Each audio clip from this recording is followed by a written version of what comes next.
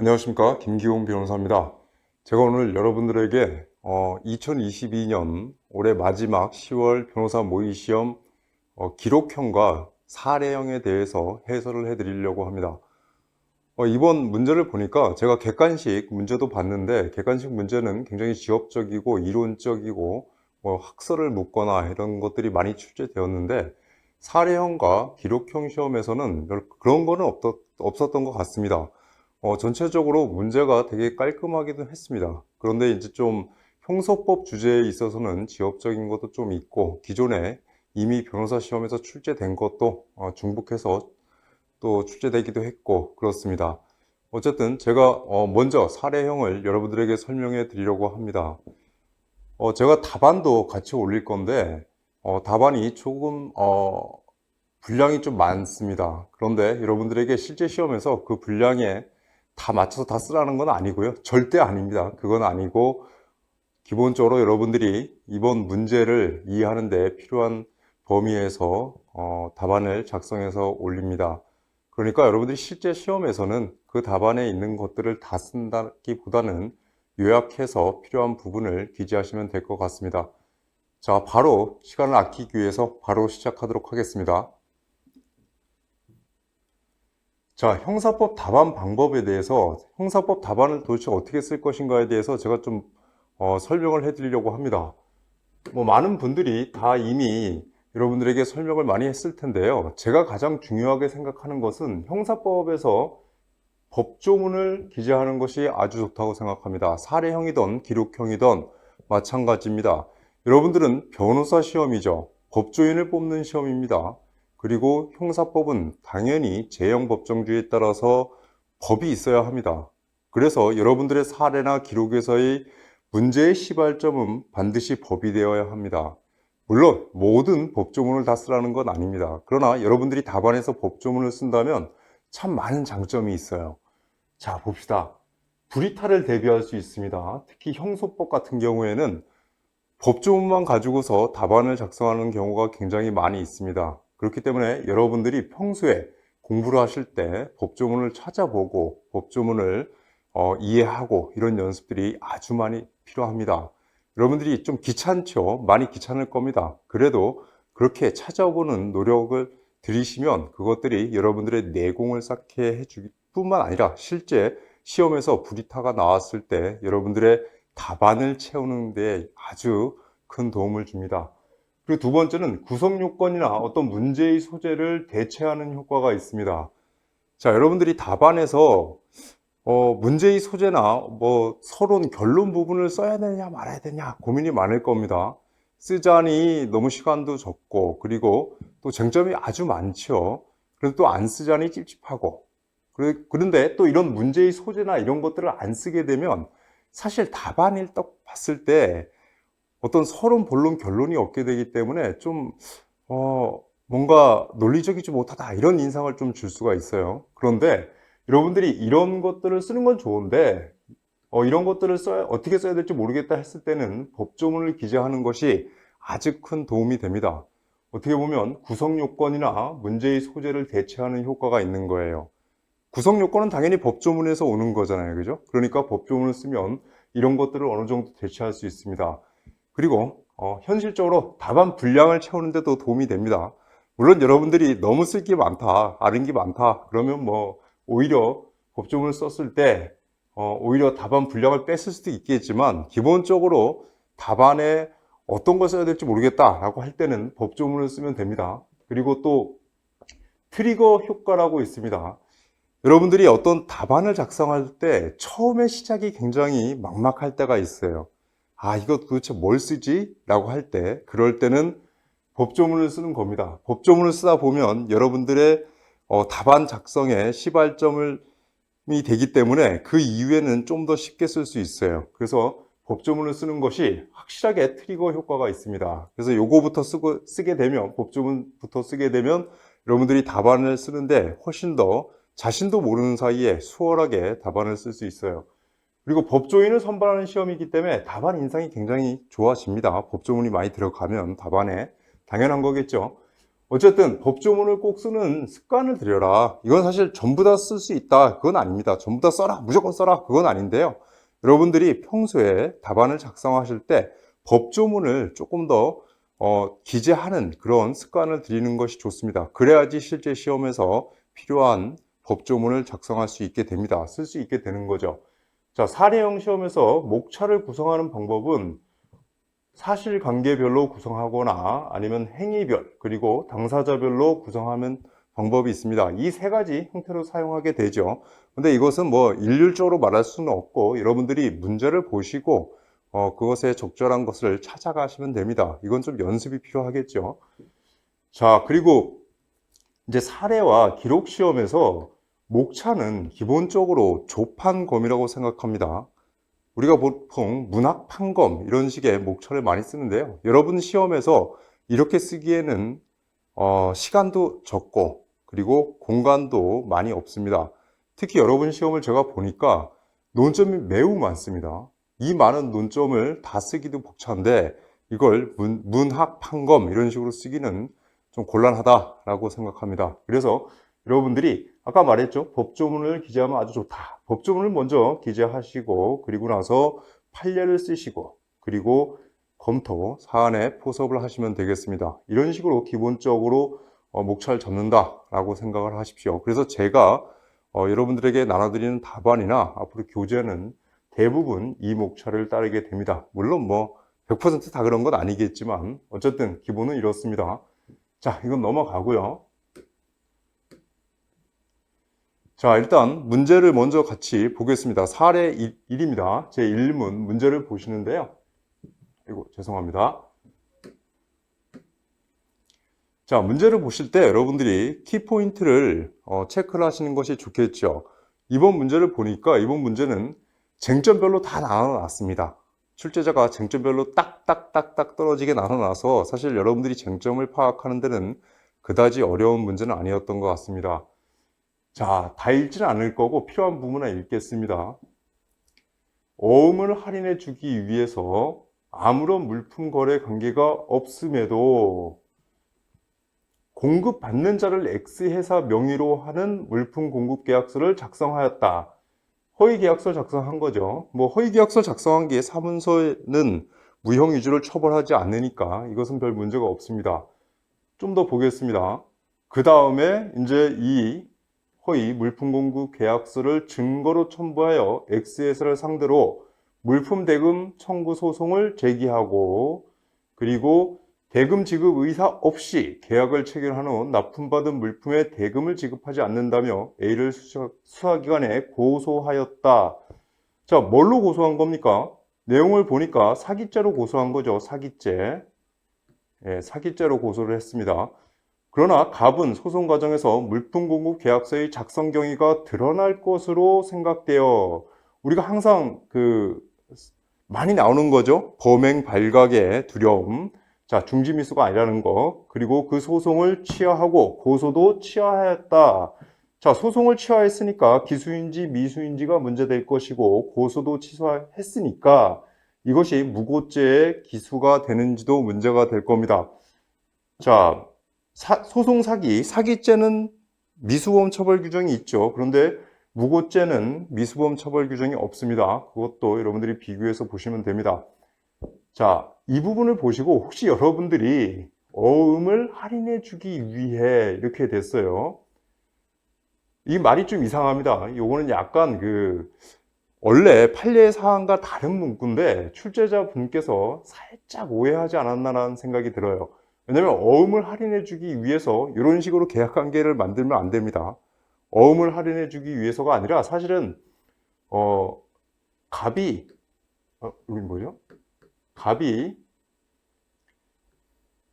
X건설이죠. X건설인데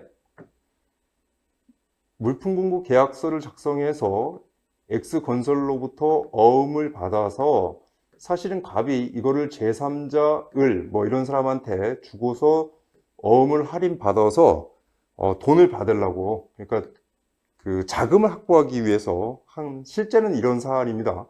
그래서 이 말은 좀 이상해요. 이 말은 이상하지만 어쨌든 우리가 문제를 푸는데 별 상관은 없습니다. 오히려 모르는 게 약이죠. 이런 거를 모르고 넘어가는 게 사실은 약입니다. 자, 어쨌든 뭐 논점은 명확합니다. 소송 사기죄, 사기죄와 무고죄 검토를 하시면 될 겁니다. 그리고 분명하게 드러났듯이 미수 여부, 또 중지미수 여부, 이 정도로 검토를 하시면 되겠습니다. 자, 다음 계속 넘어가면요. 아주 중요하고 아주 또 유명한 판례죠. 서명사치에 관련된 사기죄의 판례입니다. 자, 고령의 무학자인 B로부터 B 소유 토지를 매수하는 과정에서 B에게 토지 허락, 죄송합니다. 토지거래 허가 등에 필요한 서류라고 속여서 B로 하여금 근저당권 설정 계약서에 서명 날인하게 하였다. 그리고 인감증명서를 교부받았다. 이렇게 되어 있습니다. 여기까지 보시면은 이게 굉장히 큰 논란도 되고 아주 중요하게 평가받기도 하는 그런 판례입니다. 자, 이게 보면은 사실 민사적으로 보면은 B의 경우에 의사와 내심의 효과 의사와 표시가 다른 경우죠. 표시는 근저당권 설정 계약서였고 의사는 토지거래 허가에 필요한 서류라는 의사를 가진 겁니다. 그래서 의사와 표시가 불일치하는 경우였는데 이런 경우에 사실은 이 B죠. B가 이 근저당권을 설정한다는 그런 의사가 없지 않았느냐. 그렇기 때문에 이것은 처분행위가 아니다. 처분행위도 아니고 그리고 그런 의사도 없었다. 그래서 어쨌든 민사적으로는 어떻든 형사적으로는 사기죄가 안 된다라는 것이 사실 기존의 판례의 어떤 태도였습니다. 그런데 이제 대법원 전원합의체에서 이거를 바꾸게 된 것이죠. 자, 이건 이따 한번 좀 더 자세하게 보겠습니다. 어쨌든 사기죄는 된다라는 것이 대법원 전원합의체의 결론입니다. 자, 그 후 갑은 그러한 사정을 모르는 C로부터 7천만 원을 차용하면서 위 근저당권 설정 계약서와 인감증명서를 이용하여 위 토지에 관하여 갑을 채무자로 하여 채권 최고액 1억 원의 근저당권 설정 등기를 C에게 격려하였다. 자, 7천만 원을 차용했고요. 그래서 채권 최고액 1억 원의 근저당권 설정 등기를 격려해 준 것입니다. 자, C. 이러한 사정을 모르는 사람한테 속인 것이죠. 그래서 C에 대해서 7천만 원에 대한 금원을 편취한 그런 사기죄가 성립한다는 것은 명백합니다. 그런데 이제 이렇게 근저당권 설정 계약서에 서명 날인을 받는 과정이 결국은 이게 사문서 위조에 한다라는 것이 되겠습니다. 그래서 사문서 위조 및 동행사죄가 될 것이고, 그리고 또 등기를 설정했으니까 공전자 기록 등 불실 기재 및 동행사죄의 성립 여부도 문제가 될 것입니다. 사실 이 뒤에 있는 사문서 위조와 공전자 기록 등 불실 기재죄는 실제 대법원 판례 사안에서는 논의되었던 것은 아닙니다. 어쨌든 이 점에 대해서 여러분들에게 또 자세하게 설명을 드리도록 하겠습니다. 자, 다음으로 좀 넘어가시죠. 자, 갑자기 전혀 별개의 범죄가 또 나오기 시작합니다. 자, 갑은 을 21세 아청법이 적용되지 않는 사안이죠. 어쨌든 그래서 자기가 시키는 대로 하지 않으면 자신이 가지고 있는 을의 은밀한 신체 부위가 드러난 사진을 유포하겠다고 말하였다. 이에 겁을 먹은 을은 갑이 시키는 대로 을 스스로 가슴을 만지는 동영상을 촬영하게 하고 그리고 휴대전화로 전송하였다라고 되어 있습니다. 자, 촬영물 등 이용 강요죄는 명백해 보입니다. 그런데 여기서 이것도 뭐 사실 이미 기출되었죠. 간접정범에 의한 강제추행죄 성립 여부 당연히 성립되고, 여기 가슴을 만지는 동영상이 있죠. 가슴을 만지게 했다는 것이 바로 강제추행죄의 구성 요건에 해당합니다. 그리고 또 이제 촬영을 하게 했습니다. 스스로 촬영하러 하게 했다. 이건 또 소위 말하는 카메라 등 이용 촬영죄가 되느냐, 라는 논점이 좀 있습니다. 좀 복잡한 문제가 있어요, 이거는. 어쨌든 촬영물 등 이용 강요죄, 그리고 강제추행죄, 그리고 카메라 등 이용 촬영죄, 세 가지 범죄가 성립하는지를 보겠습니다.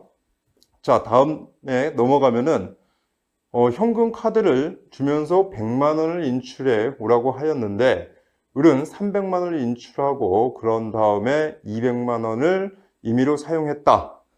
자, 위임한 범위를 넘어서 초과로 인출해서 사용한 거죠. 현금 지급기에서. 그런데 이런 경우에 뭐 판례는 명확하게 컴퓨터 등 이용 사기죄로 가고 있습니다. 그런데 뭐 학설적으로는 절도죄, 횡령죄, 배임죄 다 나오죠. 그냥 가능한 것들 다 갖다가 학설이 있습니다. 어쨌든 이것도 좀 이따 같이 보겠습니다.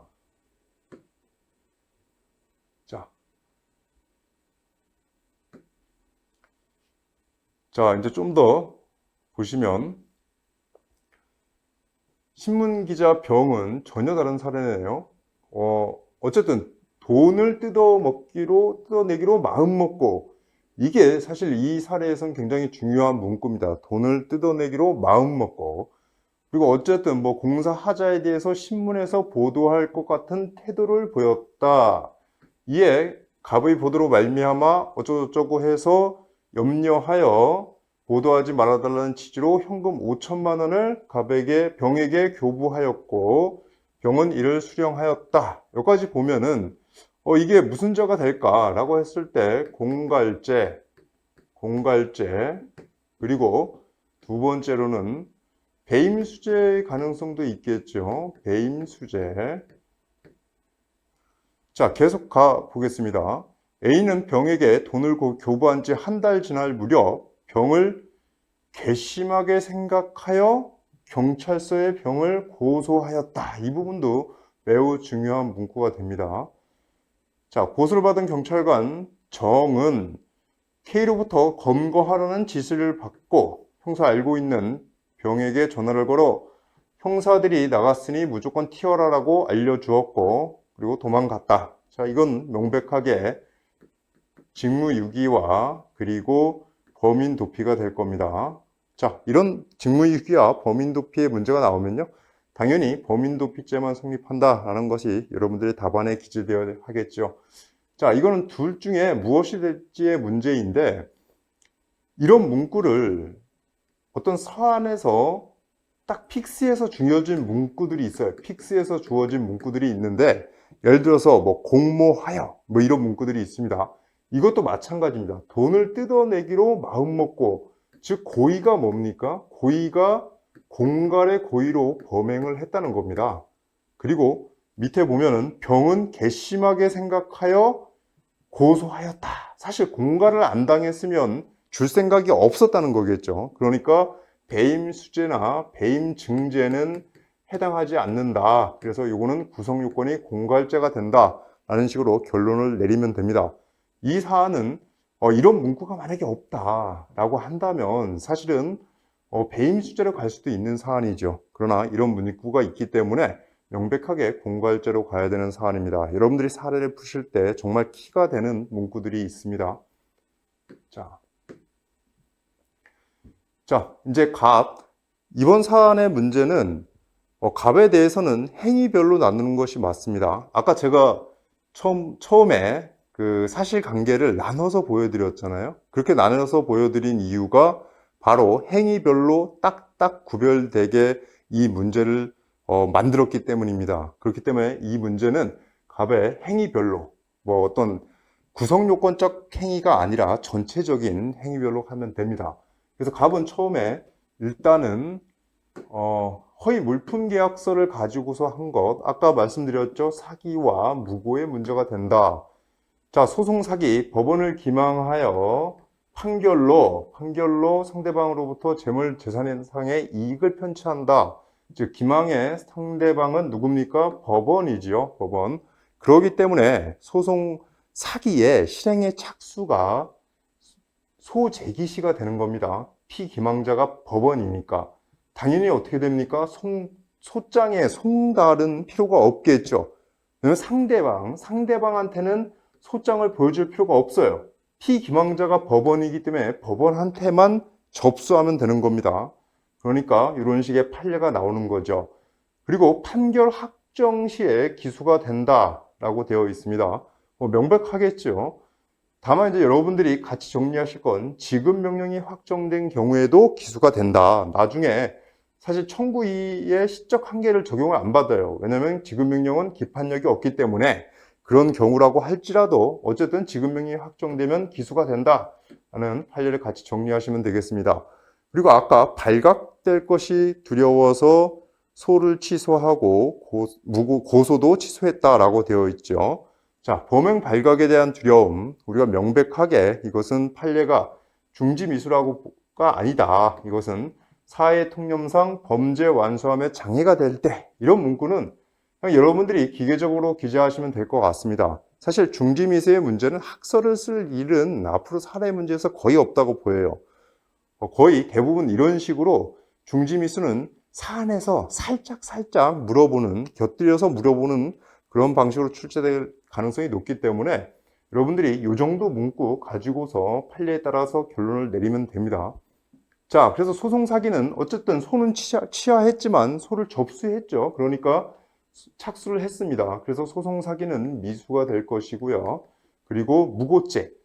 무고죄는 기본적으로 미수범 처벌 규정이 없어요. 무고죄는 미수범 처벌 규정이 없으니까 만약에 무고 미수다.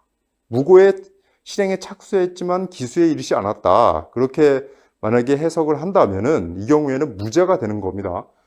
자, 그런데 무고죄의 구성 요건을 보면요. 구성 요건에 허위 사실을 신고한 자라고 되어 있습니다.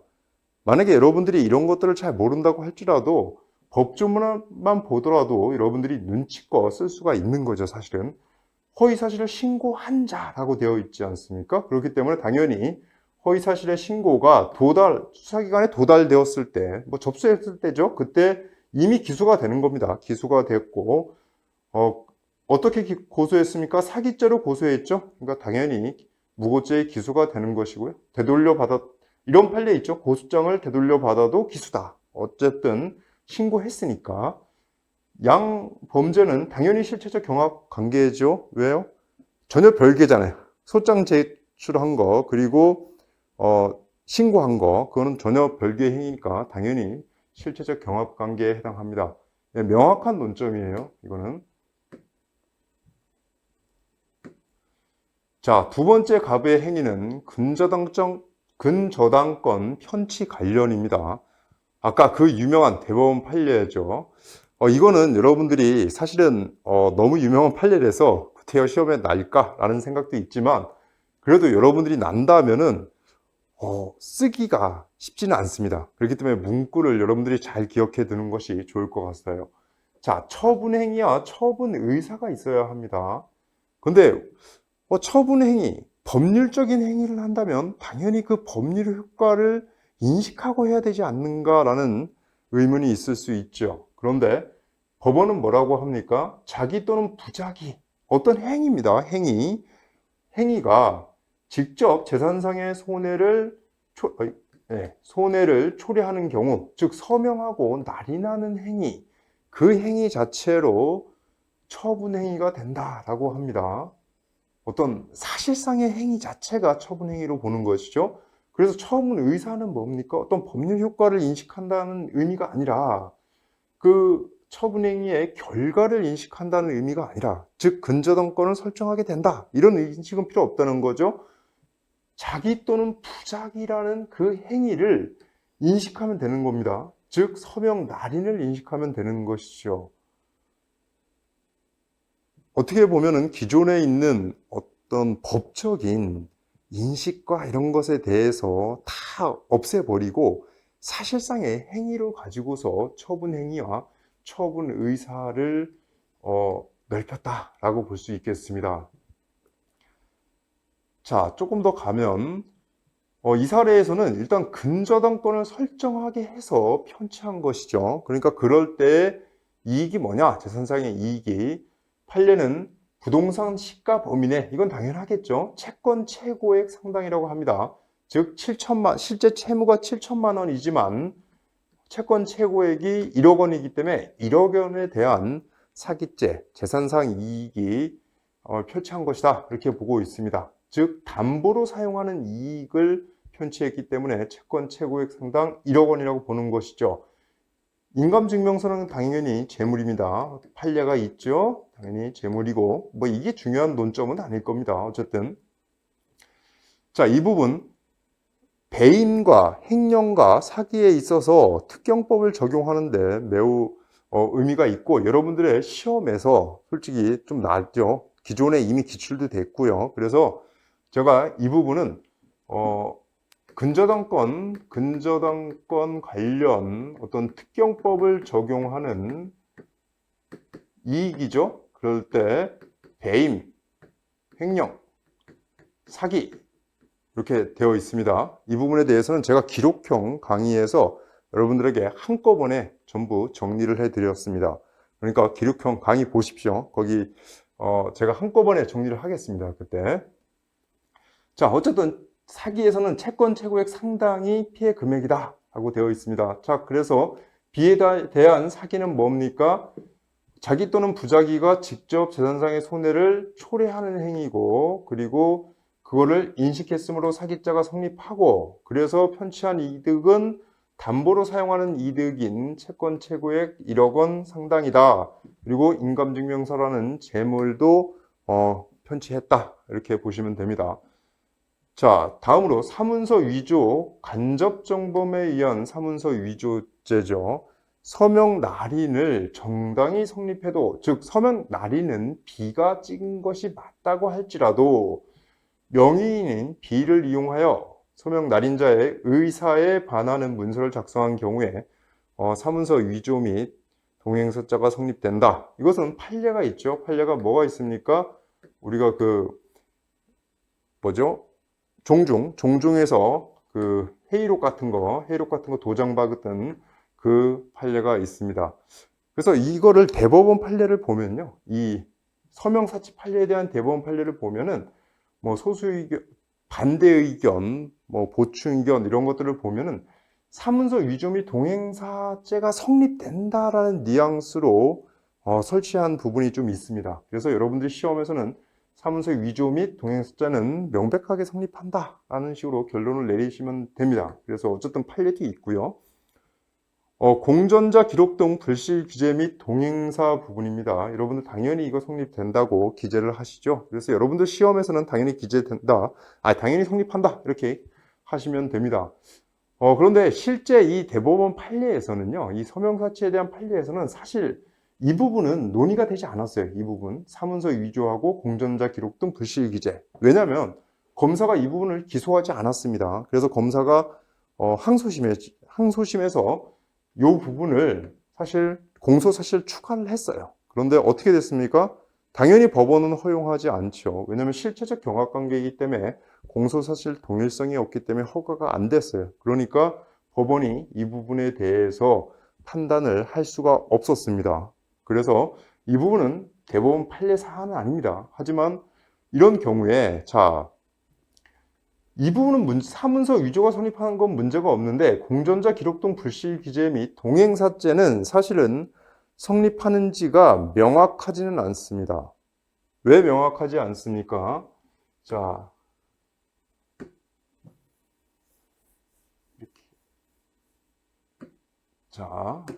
볼게요. 아까 말했죠. 의사와 표시가 불일치하는 경우죠. 이거 어떤 겁니까? 민법상 차고 취소의 대상이죠. 차고 취소의 대상. 이거 사기 취소의 대상은 대법원 판례에 의하면 안 된다는 거죠. 왜요? 사기 취소는 이 부분에 착오가 발생한 거지 의사와 표시 사이의 불일치는 사기 취소의 대상은 아니다. 민사적으로 그런 판례가 있죠. 그래서 이게 사실은 취소 사유에 불과한 거 아니냐라는 문제가 좀 있어요. 그런데 어떤 면에서는 취소 사유인 것 같긴 한데 또 어떤 면에서는 B가 아무런 의사가 없었는데 이게 도대체 의사의 합치가 있었던 거냐, 의사 합치, 근저당권 설정 계약에 대한 의사 합치가 있었던 거냐, 이거 자체가 없었으니까 무효 아니냐라는 또 문제의식이 있는 것이죠. 그래서 이 비의 행위, 근저당권 설정 행위가 민사적으로는 차고 취소인지 아니면 무효인 건지가 명확하지는 않아요. 근데 실제 이 사건에서 관련 민사 사건에서는 고등법원에서 별 거 없이 그냥 이렇게 무효다라고 해서 결론을 내려서 말소 등기를 명하기는 했어요. 그래서 어쨌든 이 부분이 여러분들에게 명확한 건 아니지만, 그리고 대법원에서 공전자 기록 등 불실기재죄가 실제 판단의 대상이 되지는 않았지만 그래도 수험적으로는 된다라고 기재를 하시면 되겠습니다. 어쨌든 자, 공전자 기록 불실기재죄 나오면요, 이런 문구 하나는 좋습니다. 권리 의무 관계에 중요한 의미를 갖는 사항이 객관적 진실에 반하는 것, 권리 의무 관계에 중요한 의미를 갖는 사항, 뭐 이런 식으로 기재하시는 것은 굉장히 좋을 것 같습니다. 자, 판례를 보면은 관련 판례죠. 거래 가액을 허위 신고. 우리가 등기부를 떼 보면요, 매매 계약 같은 경우에는 그 실거래가가 등기부에 기재가 되죠. 그런데 그것은 사실 권리 의무 관계하고는 전혀 상관이 없죠. 그래서 그 부분을 실거래가 허위 신고를 해서 그 부분이 등기됐더라고 하더라도 그것은 공전자 기록 불등 불실기재죄에 해당하지 않는다라는 판례 알아두시면 좋을 것 같습니다. 자, C에 대한 사기죄, 위조한 근저당권 설정 계약서를 이용하여 편취하였으므로 이것은 빌린 돈 7천만 원에 대한 사기죄가 성립하게 됩니다. 자, B에 대한 사기, C에 대한 사기, 사문서의 위조 및 공전자 기록 등 불실기재, 뭐 이런 것들은 전부 다 실체적 경합 관계로 보시면 되겠습니다.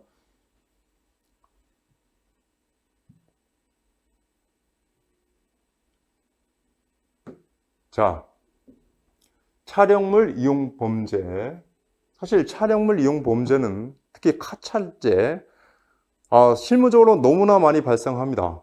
보면은 제가 보니까 실무적으로 한 1년에 몇천 건 정도의 우리 촬영 관련 범죄가 발생해요. 이 촬영 관련 범죄가 발생하는데, 그렇기 때문에 판례가 엄청나게 쏟아지고 있습니다. 그리고 이 촬영 관련된 범죄는 많이 발생한다. 범죄가 다수 발생한다. 이런 논점도 있지만 사실 가장 중요한 이유는 이게 영장하고 아주 관련이 깊어요. 기존의 영장이 사실 영장이나 뭐 이런 데서 압수수색이 문제가 되는 사례는 대부분 뇌물이라든지 뭐 공선법, 그리고 뭐 있을까요? 국가보안법 이런 거라든지 혹은 마약류 뭐 이런 거였어요. 그런데 이 카찰죄가 생기고 나서부터 이 압수수색과 관련된 엄청나게 많은 판례들이 쏟아져 나오고 있습니다. 이게 카찰죄가 실제로 압수물 자체에 증거 능력이 사라지게 되면 무죄가 선고될 가능성이 높아요. 어떤 사람에 있는 수천 개의 사진에 대한 피해자를 각각 특정할 수가 없죠. 왜냐하면 얼굴도 안 찍혔는데 그 피해자가 누군지 압니까? 그런데 그 사진의 증거 능력이 사라지게 돼버리면은 결국은 남는 게 하나도 없게 되는 겁니다. 그래서 이 카찰죄가 압수수색 영장, 뭐 임의제출물이든 그거와 관련된 대법원 판례를 너무나도 많이 만들고 있어요. 어떻게 보면 우스갯소리로 이 촬영범들이 대한민국의 압수수색과 관련해서는 지대한 공헌을 했습니다, 사실. 앞으로도 할 것이고요. 물론 여러분들 시험에서는 정말 최악이죠. 최악이긴 한데, 대한민국의 압수수색을 발전시킨 범죄입니다. 어쨌든 그렇기 때문에 여러분들에게 계속해서 시험에 나올 수밖에 없습니다. 자, 그런데 이제 형법적으로는 사실 문제가 좀 많이 출제가 됐죠. 그래서 이렇게 변모해서 나는 게 식상하긴 한데, 어쨌든 이런 영장 관련된 형소법을 묻기 위해서 또 약간씩 형법 사례에서 물을 수도 있는 겁니다. 그래서 좀 정리를 하시죠. 자, 간접정범에 의한 강제추행죄는 너무 잘 알고 있고 이미 시험에 났습니다. 자, 자수범이 아니다. 간접정범 형태도 된다. 그러니까 피해자를 도구로 삼아서도 가능하다. 이 세 가지가 기재되어서 결국 된다라고 하시면 됩니다.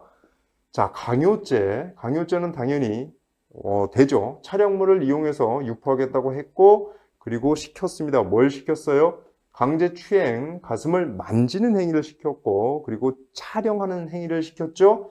촬영하는 행위를 시켰고, 그리고 또 자기에게 전송을 하라고 했습니다. 자, 추행을 시켰고, 그리고 촬영을 시켰고, 그리고 또 전송까지 하게 했습니다. 이것은 당연히 의무 없는 일이니까 카메라 등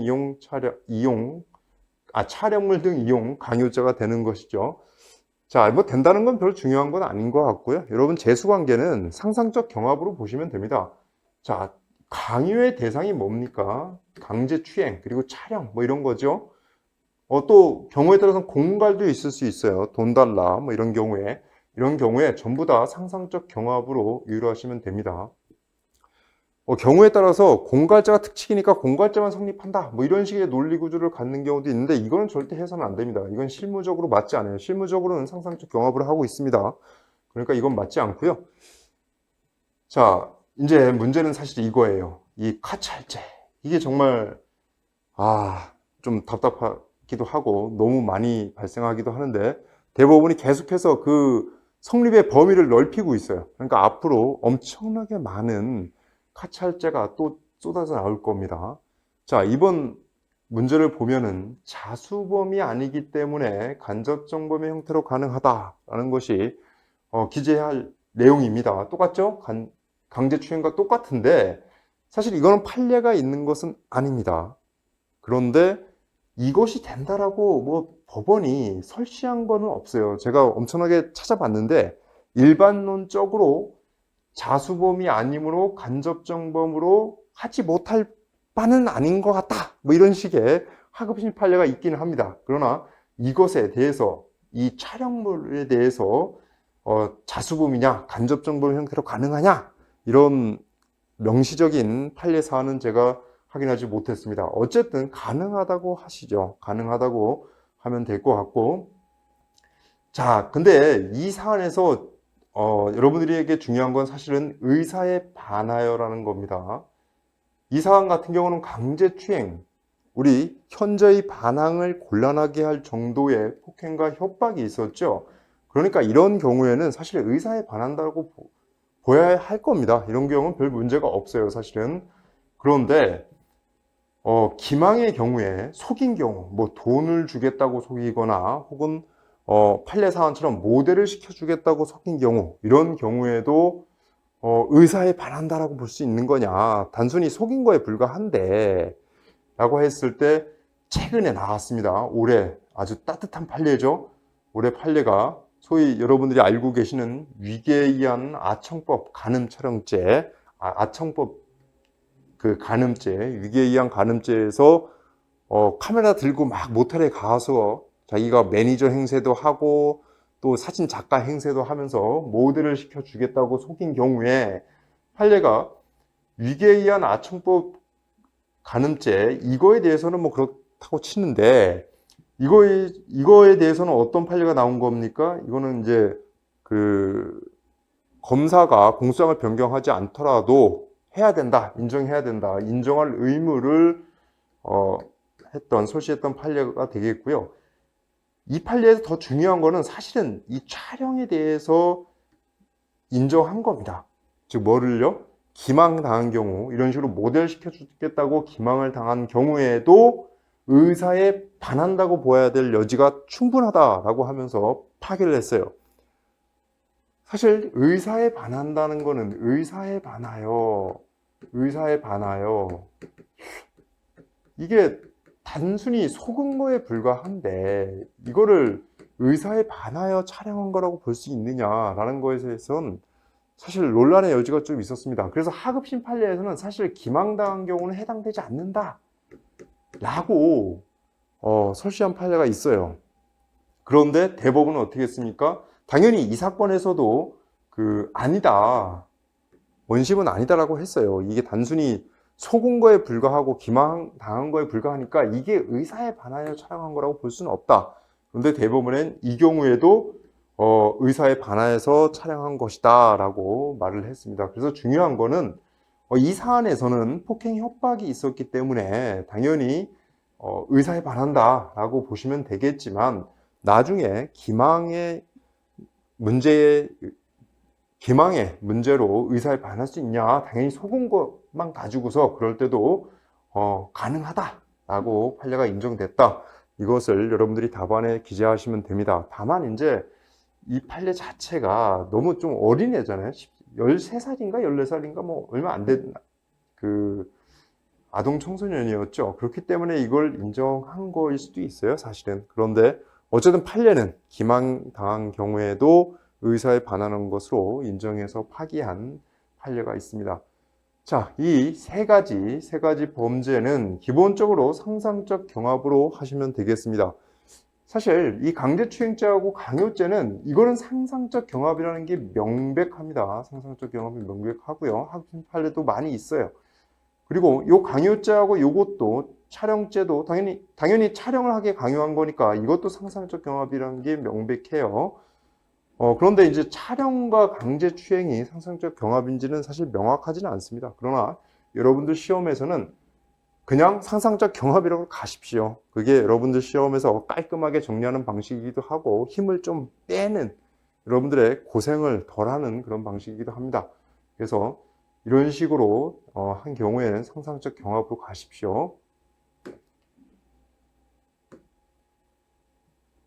자, 이제 을에 대한 범죄가 되겠네요. 사실 을에 대한 범죄는 너무 간단하죠. 결국은 판례입니다. 컴사. 그래서 인출을 위임받은 금액을 넘는 부분의 비율에 상당하는 재산상 이익을 취득했다. 그래서 결국은 200만 원 상당의 재산상 이익이죠. 200만 원 상당의 재물 아닙니다. 재산상 이익이죠. 근데 이것에 대해서 판례는 뭐 절도죄설, 배임죄설, 횡령죄설, 컴퓨터 등 사용 사기죄설 뭐 다 있는데 그냥 아무거나 가능성 있는 거 다 갖다 붙인 거죠. 처벌을 해야 된다는 필요성이 있었던 것 같아요. 학자들도 그렇기 때문에 아무거나 다 갖다 붙였는데 기본적으로 뭐 현금 지급기 관리자의 의사에 반해, 절도의 기본은 관리자의 의사에 반한다는 것이죠. 그리고 인출한 현금이 재물이라는 겁니다. 그리고 배임죄설은 이거는 뭐 당연히 요 말 들어가야 되겠죠. 사물을 처리하는 임무에 반해라고. 이거 뭐 컴사 신설 전에 판례는 이렇게 갔다고 합니다. 그리고 횡령죄설은 초과 인출한 현금도 위임자 소유다 뭐 이런 거죠. 그리고 컴퓨터 등 사용 사기죄는 현금도 재산상 이익에 포함된다 이런 건데 이걸 뭐 애울 필요는 없습니다. 당연히 없고요. 그냥 그 학설명 이거 학설명도 아니죠. 그냥 범죄명이죠. 범죄명. 그냥 알아두시고요. 그리고 그 실제 답안을 작성할 때 뭐 애운다기보다는 여러분들이 막 여러 가지 논점 중에서 그냥 곁다로 껴있다. 그러면은 그냥 판례만 쓰시면 됩니다. 그런데 요 사례 같은 경우에는 을에 다른 범죄가 없어요. 이 범죄 빼놓고 다른 게 아예 없어서 그냥 제가 답안에서도 기재를 하긴 했습니다. 근데 여러분들 실제 시험에서 이걸 다 쓰기는 곤란하다. 몰라서 못 쓰는 건 아니지만 쓸 시간과 그런 것들이 없을 것이다 라고 생각을 합니다. 어쨌든 뭐 암기할 건 아닙니다. 이걸 뭘 암기해요. 그냥 그 범죄에 딱 있는 대로 쓰시면 되죠. 자, 그래서 어쨌든 검토를 하면은 자, 명의인이 예금 채권을 감소했다. 채권. 자, 우리가 재산상 손해가 발생했다. 재산상 이익이니까 컴사가. 그럼 결국은 검토를 해서 기재할 때도 재물처럼 기재하면 안 되겠죠. 그러니까 예금 채권이 발생했고 동액 상당의 이익을 취득했다. 이렇게 보시면 되겠습니다. 그런데 사실 이 컴사에서 이 부분이 더 중요한 것은 나중에 을이 병한테, 정을 알고 있는 병한테 100만 원을 나눠줬다라고 할 때 이런 게 나오는 경우에 이게 작물이 안 된다. 왜냐하면 컴사니까 작물이 안 된다. 이게 오히려 더 중요한 논점입니다. 그래서 작물죄는 성립하지 않는다라고 알고 계시면 되겠습니다.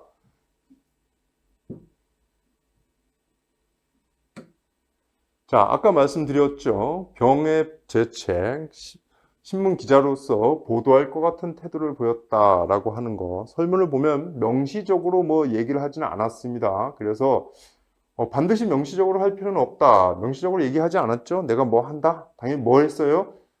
직업, 신문 기자다. 어떤 직업이나 지위 등의 기하여 불법적인 위세, 보도할 것 같은 위세 정도를 보인 거에 불과하니까 뭐 요즘 정도의 답안에 기재하시면 됩니다. 자, 뭐 이쪽은 위구심 정도면 족하다 뭐 이런 것이고요. 자, 아까도 말씀드렸듯이 이 사례에서 문구는 돈을 뜯어내기로 마음먹고, 그리고 상대방은 괘씸하게 생각하여 고소를 했다. 즉 나는 줄 생각이 전혀 없었다. 그러니까 배임 수재가 아니다 라는 겁니다. 그래서 답안에서 배임 수재 부분은 사실 뭐 써도 좋고 안 써도 좋은데요. 제가 답안에서 이거를 기재한 이유는 이런 문구들을 내가 봤다라는 것을 보여주기 위해서 기소를 한 겁니다. 기재를 한 거예요. 물론 이런 문구들을 이제 공갈에다 써서 해도 되죠. 이게 공갈이다. 그런데 이제 이런 문구들을 배임 수재 해서 기재하면 더 좋을 것 같아서 기재를 한 겁니다. 이것은 약간의 가점이라든지 뭐 이런 적이 요소겠죠.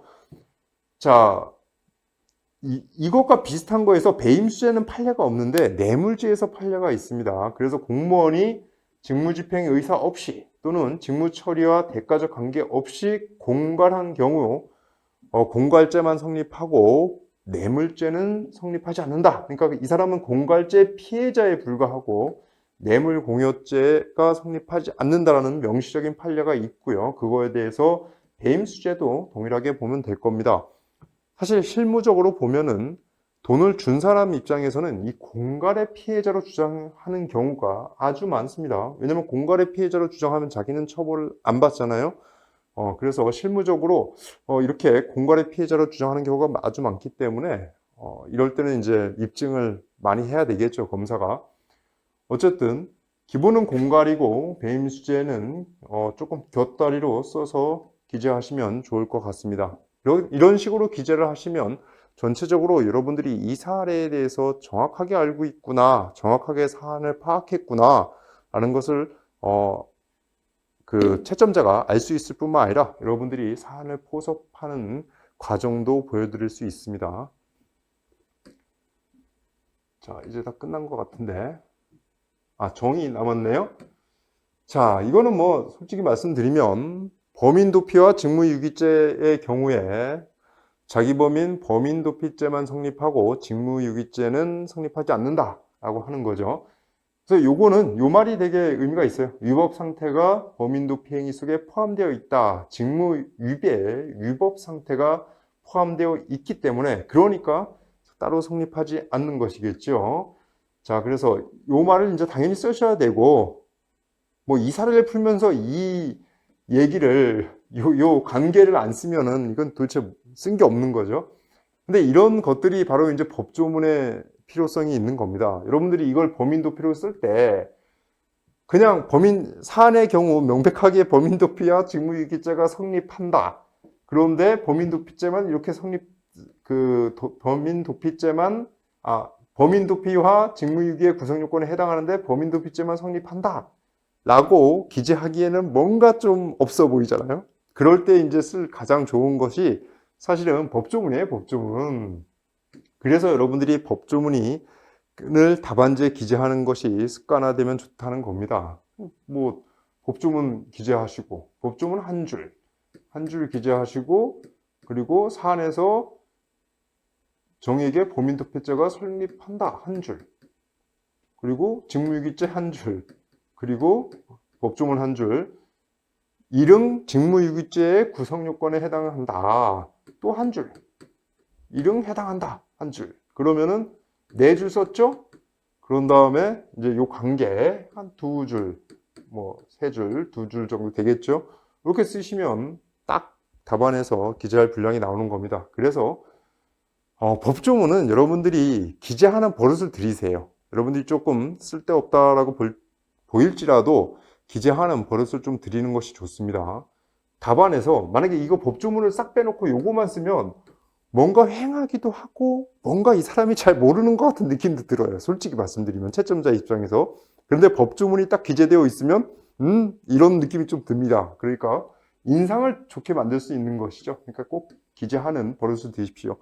제 답안지를 보면은 쓸데없는 법조문이 이렇게 많아 라고 할 수도 있는데 그것이 다 이제 습관이고 연습이라고 생각하는 겁니다. 그렇게 해서 기재를 하려고 저는 노력하고 있습니다. 자, 이제 뭐 더 할 것도 없고, 그렇기 때문에 직무유기죄의 재수관계 몇 가지 더 보고 넘어가죠.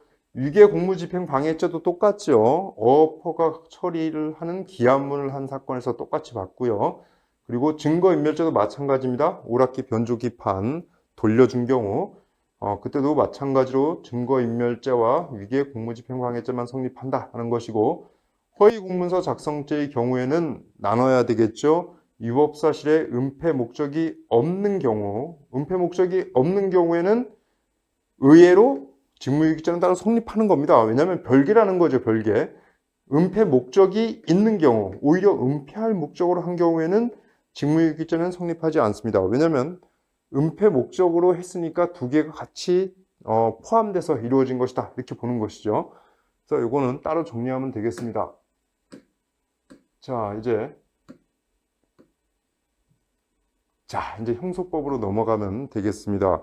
형소법으로 넘어가야 되는데, 자, 검사의 기명날인 또는 서명을 누락한 경우에 법조문을 보면은 무조건 법조문이에요. 법조문. 이번 형사소송법 문제는 법조문을 가지고 하는 게 참 많이 났습니다.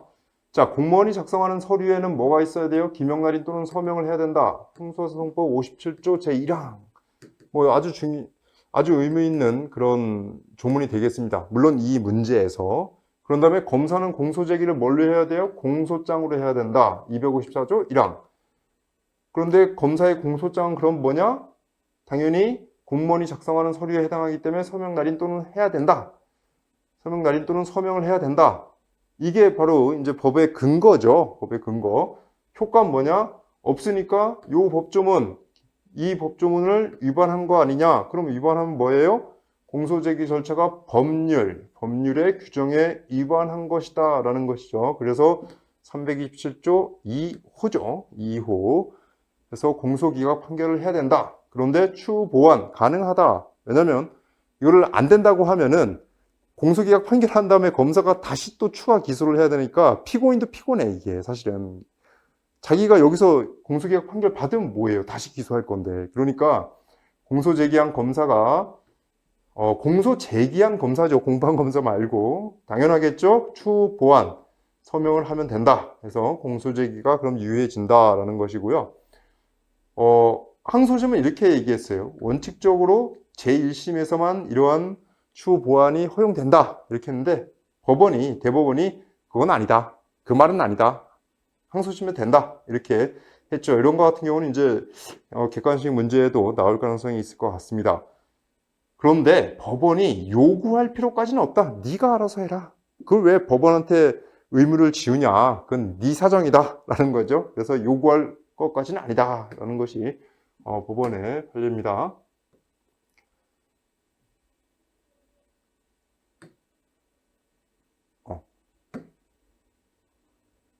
이거는 제목이 잘못됐네요. 이건 뭡니까? 압수물의 관련성 판단 방법에 대해서 말씀을 드릴게요. 자, 검사가, 이건 뭐예요? 이 제목이 이러니까 헷갈리네요. 압수물의 관련성을 판단하는 방법입니다. 자, 사안의 경우에, 우리가 뭘 했죠? 1년의 시간적 간격이 있었고 휴대폰이 달랐다. 이 사안이죠. 휴대폰이 다른 사안. 이건 뭐 명백한 대법원 판례 사안이니까 여러분 다 알고 계실 겁니다. 자, 압수물의 영장의 관련성은 이렇게 5가지 순서로 가시면 됩니다. 영장 기재 혹은 이미 제출물은 이미 제출자의 의사를 보시고 가시면 됩니다. 그래서 결국은 영장 기재는 유포 가능성이 있으면 좀 더 폭넓게 보는 것이고, 이미 제출자의 의사가 어느 정도까지 제출한 것이냐, 의사에 일단 맞춰야 된다. 이거 같은 셋이죠. 그런 다음에 시간적 근접성, 그리고 동종 유사성. 이거는 뭐 범행, 수단, 뭐 방법, 대상, 뭐 장소, 여기 말하는 휴대폰, 뭐 이런 거 가지고서 아무거나 여러분들이 관련해서 사용하시면 됩니다. 결국은 포섭하시는 문제겠죠. 그리고 성범죄 같은 경우는 상습성이나 경향성, 뭐 범행 횟수가 아주 중요한 의미가 됩니다. 그래서 범행 횟수가 많은 사안은 대부분 다 인정해요. 왜냐하면 상습성하고 성적 지향성이 있기 때문에 다 인정합니다. 그래서 범행 횟수가 많냐? 사안의 경우에는 1년 전에 하나, 1년 후에 하나, 이거밖에 안 되죠. 그러니까 이런 거를 판단하기 좀 어려워 보이고요. 간접정범, 정황증거, 뭐 피고인이나 피해자의 진술의 신빙성, 그리고 동기, 대부분 주관적 요건인데요. 이런 것들 가지고서 이제 하면 되는데, 사실 이 관련성 부분은 판단하기 나름이에요. 그러니까 이게 뭐 정답이 있는 것은 아닙니다. 그러니까 여러분들이 좀 더 안전하고 자신감 있게 답안을 기재하기 위해서는 중요한 판례 사안은 알아두시는 것이 좋습니다. 어떤 쪽으로 가더라도 그것이 틀렸다라고 볼 수는 없죠. 왜? 대법원은 이렇게 봤지만 고등법원은 다르게 보고 있는데 같은 사안을 가지고서 그런데 우리라고 다르게 보면 안 될까요? 당연히 다르게 봐도 돼요. 근데 여러분들이 답안 쓸 때 자신감이 떨어져 대법원 판례를 모르고 쓰시면 그렇기 때문에 판례의 사안을 좀 알아두는 것이 좋습니다. 그래서 결론은 이겁니다. 이런 거 다 봤을 때 결론은 압수수색 영장 혹은 임의 제출에 동기가 된 범죄 혐의 사실과 구체적, 개별적 연관관계 뭐 이 말은 안 쓸 수가 없는 말이죠. 인정된다. 그러면은 관련성이 있다. 증거로 사용할 수 있다. 그리고 만약에 안 된다. 관련성이 없다라고 가신다면은 결국은 단지 동종 유사 범행에 불과하고 구체적, 개별적 연관관계가 인정되지 않는다. 이렇게 쓰시면 됩니다. 결론은 두 가지 문구 중에 하나로 결론을 내시면 되는 것이죠. 그래서 실제 시험에서는 이런 걸 가지고서 여러분들이 포섭을 하시고 그리고 결론을 둘 중에 하나로 내면 되는 겁니다. 자, 1년의 시간적 간격이 있다면 시간적 근접성에서도 문제겠지만 1년 전 증거를 가지고서 간접증거, 정황증거를 삼을 수는 없겠죠. 그렇기 때문에 당연히 안 되는 것이고 휴대폰이 다르다. 그러면 이제 동종 유사성에서 범행 수단이 다르지 않느냐 이런 식으로 포섭을 하시면 되는 겁니다. 자, 이거에 관련된 뭐 다른 대법원 판례를 보면 지하철이나 주택에서 발생한 경우 주택에서는 교제 여성, 지하철에서는 그냥 아무나 이런 묻지 마 이런 거니까 이건 너무 다르지 않느냐라고 해서 이런 것도 이제 동종 유사성에서 탈락하면 되죠. 피해자가 다르고 하나는 교제, 하나는 뭐 묻지 마 그리고 장소도 다르다라고 해서 이제 여기서 하면 되겠죠. 이런 판례가 있는 것이고, 자, 마약범죄 같은 경우는 마약범죄가 여러분들의 시험에서 나기는 굉장히 어렵습니다. 특히 사례형에서는 안 날 가능성이 높긴 하지만 그래서 마약범죄 같은 경우는 딱 이렇게 보시면 돼요. 영장에 여죄 수사 가능성을 열어두었느냐라는 거 보시면 되는 것이고, 그리고 소변 뿐만 아니라 모발을 증거로 대상으로 삼았느냐, 즉 압수의 대상으로 삼았느냐, 모발을. 왜냐하면 소변은 2주밖에 검출이 안 됩니다. 그런데 모발은 계속 자라죠. 그래서 모발 같은 경우는 아주 좀 장기간에 걸쳐서 검출이 가능해요. 그래서 만약에 판사가 영장에서 모발을 압수 대상으로 기재했다면, 그렇다면 이것은 판사가 그 자체로 폭넓게 증거를 수집해봐라 라고 한 것이다 라고 이제 그런 논리로 가는 겁니다. 그래서 이제 마약범죄 같은 경우에는 영장 여죄 수사 가능성이 있느냐, 그리고 소변뿐만 아니라 모발을 영장에 기재했느냐 라는 걸 가지고서 관련성을 따지면 됩니다. 그래서 여죄 수사 가능성이 있고 모발이 대상이 된 경우에는 대부분 관련성을 폭넓게 인정하고 있어요. 자, 검사 등사 거부 시의 효과. 이미 뭐 시험 문제 나왔기 때문에 간략히 보겠습니다. 법원에 열람 등사 명령이 있죠. 명령이 있는데 이것은 불복이 안 됩니다. 즉시 항고 규정도 없고 이것은 이제 판결 전의 소송 절차에 관한 결정에 해당한다. 즉시 항고 규정도 없다. 그러니까 항고도 안 된다라고 법조문에 있는 것이죠. 그래서 불복 방법이 없고 당연히 즉시 집행력이 발생한다. 불복 못하니까. 그래서 검사가 열람만 허용하고 등사를 거부한 경우에 거부 사유를 따져볼 필요도 없다. 이제 헌법재판소가 그러죠. 왜냐면은 불복할 방법이 없는데 뭘 따져봐. 그냥 거부행위 그 자체로 너 기본권 침해한 거야. 라고 안 된다고 합니다. 그래서 등사 거부도 안 된다. 그러니까 검사는 법원에서 열람 또는 등사 뭐든 이거에 대한 허용하라고 했으면 명령을 했으면 무조건 따라야 된다. 더 이상 묻지 마 라는 것이죠. 효과. 검사는 증거 신청이 불가능합니다. 등사를 제한했기 때문에 자기 거 못한다 이런 것이고, 만약에 하게 되면은 증거수사를 법원이 실수해서 했다. 그럼 변호사로서 이의 신청을 해야 되겠죠? 그래서 하면 되는 것이고, 검사의 증거 개시 요구에 대한 거절.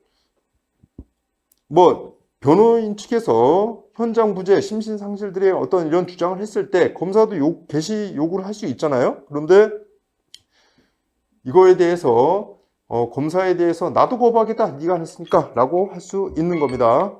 그래서 죄송합니다. 네. 법원 허용 결정이 어쨌든 이렇게 되는 겁니다. 그래서 이제 할 수 있다.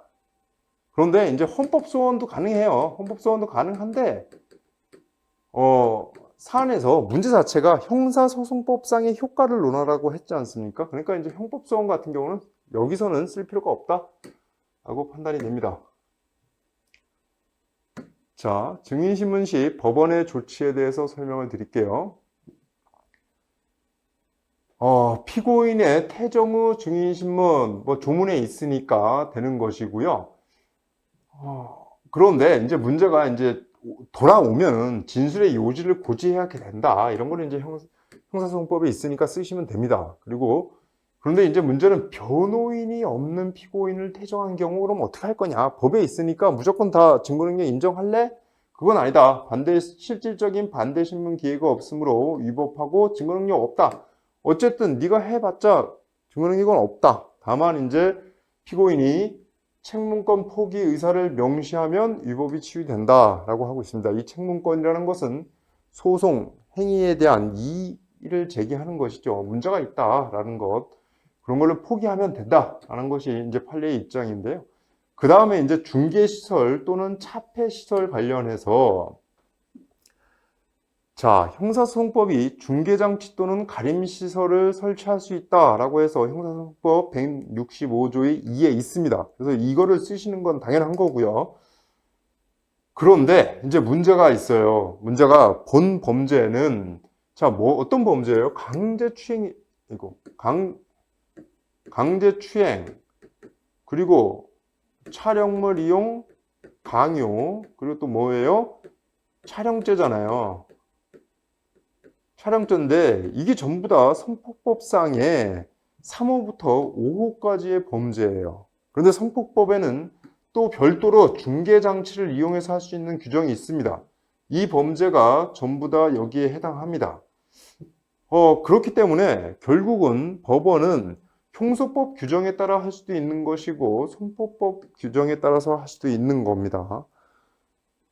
당연히 성폭법상의 범죄가 나왔는데, 그리고 성폭법이 여러분의 시험 범위죠. 성폭법상의 규정을 기재하는 것도 좋습니다. 사실 이런 것들을 여러분들이 미리 공부하기는 굉장히 어려워요. 그렇기 때문에 성폭법이 만약에 나온다 그러면 성폭법을 조문을 찾아보세요. 쓱 한번 읽어보십시오. 그 중에 딱 걸리면 쓰시면 되는 겁니다.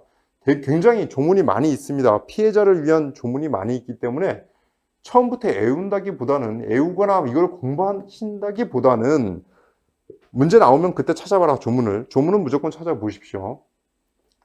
자, 이제 변호인에 대한 차폐시설에 대해서 보시면 만약에 변호인이 있다면은 어떻게 할 것이냐 하는 것에 대해서 우리 판례가 있죠. 판례가 특정범죄 신고자 등 보호법에 따라서 이미 인적사항에 대한 비밀조치가 된 예외적인 경우에만 가능하다라고 했습니다.